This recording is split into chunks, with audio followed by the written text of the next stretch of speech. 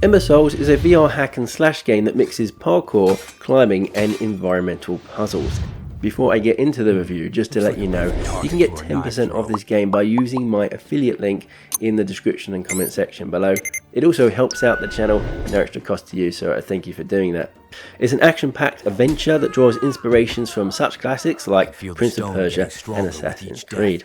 While the game definitely has its moments of brilliance, it's not without its flaws, which I'll get into shortly. One of the coolest parts of Ember Souls is its movement system. The climbing and the parkour mechanics are surprisingly smooth and gives you this feeling of being an acrobatic warrior as you scale walls and leap across rooftops. The controls are intuitive and the movement fluid.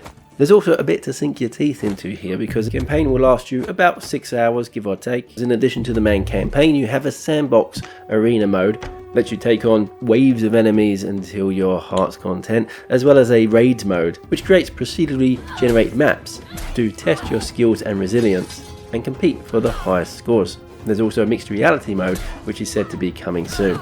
The beautiful dynamic environments combined with intense combat and fluid movement really makes for an engaging VR experience. That being said, the parkour can be a bit tricky at times, with it difficult to maintain momentum or make precise jumps, especially during the more complex sequences. But overall, the system is exciting and brings a lot of energy and adrenaline to the gameplay. Another strategic element is added to the game through the use of slow down time mechanics, energy shields and being able to unleash shockwaves to stun surrounding enemies.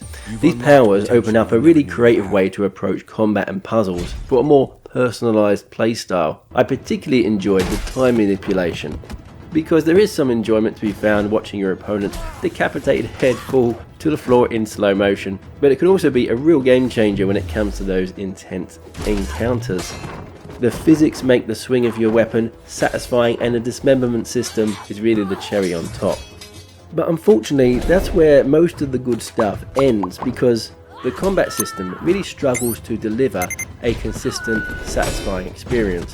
When it does work well, it can be quite fun, but when it doesn't, it can be a frustrating experience. The combat can at times feel awkward, fumbling around with weapons, and sometimes things don't go or happen as you expect. For example, sometimes you try to trigger your special power and it doesn't trigger, or you thrust your weapon into an enemy's exposed body only for it to weirdly glance off and not do any damage. Sometimes strange things happen.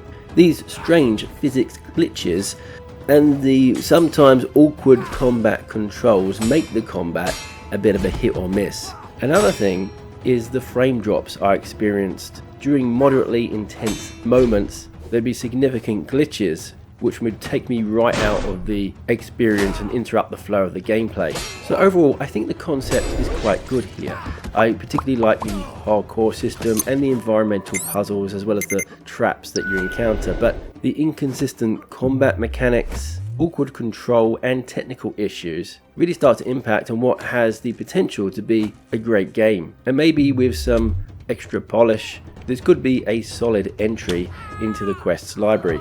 But as it stands now, Ember Souls has a bit of a way to go before it reaches that seamless action adventure I think it's aiming for. And so while it's not a bad game, I think there's still a lot of room for improvement with this one. So that's it for me for now.